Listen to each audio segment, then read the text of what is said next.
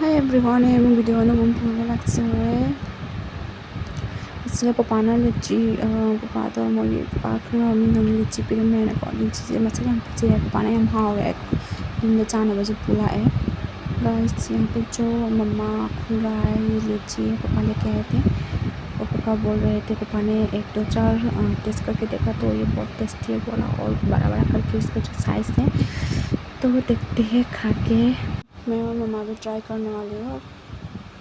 आज सनिया लोए तो कहाँ गया था खास ये खुल ही नहीं रहा मुँह पे पानी आ गया ये चीज़ है इतना सुंदर और टेस्टी टेस्टी भी इसको पहले खाऊंगी बस हाउबना से मागी अखोगी कइनोदो मरुदुना पिअगको मागी कइनोदो मसादुना अखोई चानबा मसादो यामना याविको थाथा लाउना याम हाउई महीनुता पुरा जुइसी लीची मकूजे खाए मरुदो थम्मो कइनम था मरुद को चाव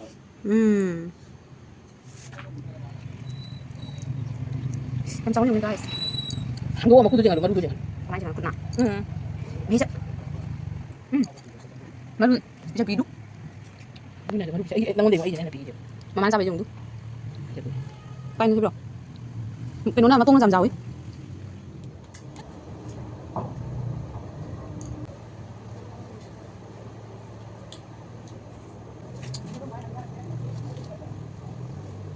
nó phân năng quá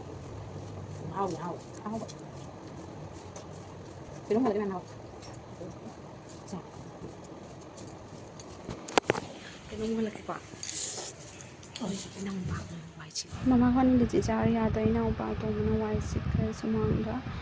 tôi quên mong đam mê của phải để phải bằng cấp có thật tay nó bao nhiêu bị thi để bảo quên chúng mình cũng mong nó bao sinh chúng ngày nó bị gì đó mama chúng nó bao chúng mama quan chúng nó bao cái cả khතang कोई ना मांगो तो वो ही देखो माँ को नहीं माना कुछ तो ही बका तो का कोई भी जो मेरे पास है शो जैसा नुपी था वो है नुपा था वो था शुरू था वो लोग हैं सिर्फ ना मतलब मस्जिद दुकान दे जब दूसरों लग के फिर दुकान से लगा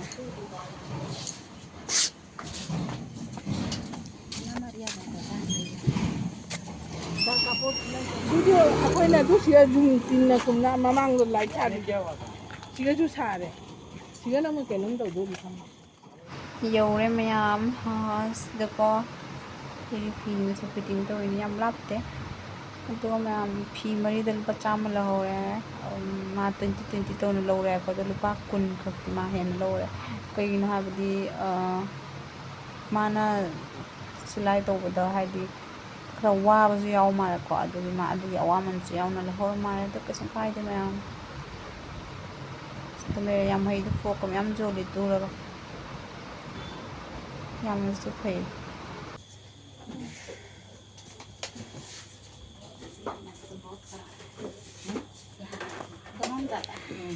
nông pas là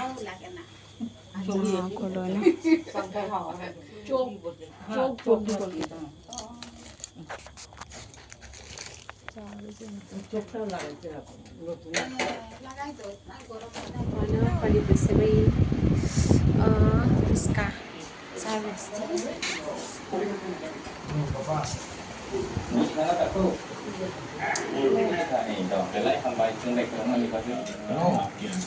Tunggu jupur emang gitu.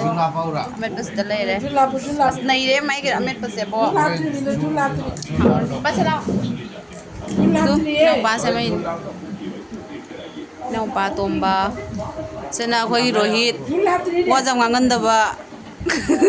Mama dalai deh. Mama kan di sini kamera mang aktif boleh. Papa. Malah apa malah? Sekarang sampai koyak kemarin.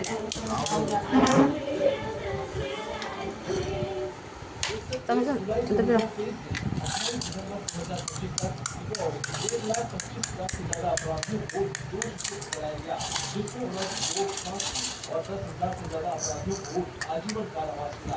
अपराध और अपराधियों के साथ किसी प्रकार का कोई समझौता नहीं, उनके साथ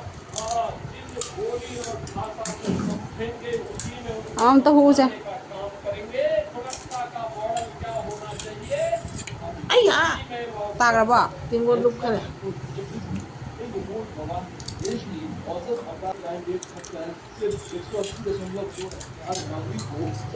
चलाने के लिए रोहन की पढ़ाई वाली हड्डी तोड़नी पड़ी और उसके डॉक्टर बनने का सपना भी काश तुमने जाने से पहले टर्म लाइफ इंश्योरेंस लिया मही दियो मागी दुने हे अदु लोयगा मु मयाम हाइनो अमुक चारे लोकल इन नहान इनाउ पय अमदन प्रोपदो को कनो पासिगा चटपदो परेने बजिसे लेरेबा यम हाओ थुमियम संदादा के जासन नुंधांगदी कोई चाका चाना निंद्रे कनामा चादो चारद्रा खनाद्रे मखा तायंग असमे जातो जातो yes nang jago hayo ni mase nggak dia main ini jago di dunia ini jago di asal jago di dunia ini asal deh ya asal kan jago deh bentar bentar kok jangan masak apa sih mereka perlu kayak mother चले रे father आदा eh father father my father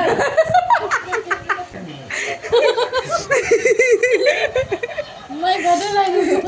से table table ले पकड़ के रखो से थम के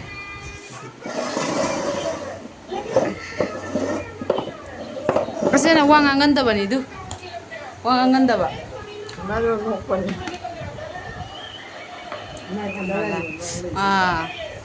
लाइक पाना तो रोई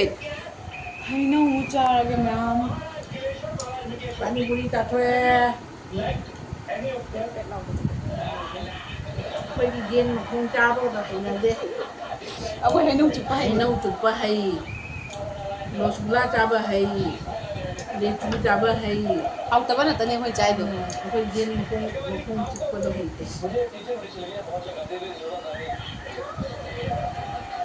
quay gì cả đời đu đi ba điên cha đi अरे मन đâu có được नहान जाओ ना मैं दो May father से जाम से कहीं ना वीडियो में लाओ तो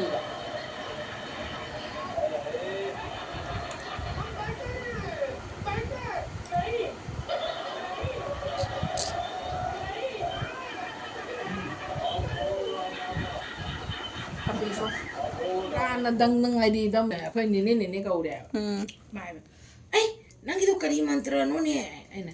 ai gì môi thuộc cái mantra nè môi thuộc cái mantra nè ai akhoi nè mamun mà chạm mamun nằm nam đi बजारे के नोले मयाम ngasi gi hinjang di jam na special oi ba pesa pa mi sing na cha ba ngam da ba hinjang tau doi ni अखोइ जे पैसा ले मन नि को पैसा जे hinjang do do tang do cha tha ge ngasi di pore nu hal ke mयाम पैसा pa mi sing chang gi do hinjang do am ta nang ye ma hap chen lo khara ma sa pa ja ba ji mi mangan na cha ke से उमोक से में छल लानी फजना इस glass पर तक खावे तम तो हम लोग का हिंदी में इसको कांजी बोलते हैं ओटोंगा सिदोल चटनी कांजी बोलते हैं सेन तो लगा तुम निम तो देना सिदोल का चटनी प्याज सूखा मछली सिदोल मिर्चा भूत मिर्चा और इसको नागा भी बोलते हैं नागा की नागा मिर्चा भी बोलता है आप लोग बोलते हैं हम लोग तो बोलते हैं उमरोक हम लोग का मणिपुरी में उमरोक बोलता है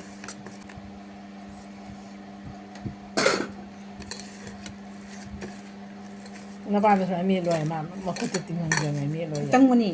साइन ग्लास नाम तो काय ताब मैं मकोक तो हाइन फन ले बनी बा पुथी नि ना आई क्या रख जूरे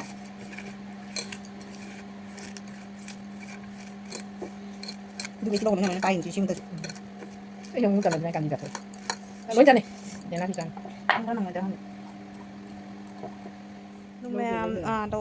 गाइस ये अमीरों का खाना है ये हमारे पासपोर्ट पैसे हैं ये अमीर लोग भी नहीं खा सकती हम जो खा रहे हैं अंबानी भी नहीं खाया होगा ये और मामा चानिंग बा वाओ मुंह पे पानी आ रहा है ये देखते मी मंगा मी मंगा के हम तो बना दे Claro, mamá, este. Se va a llegar a poner más.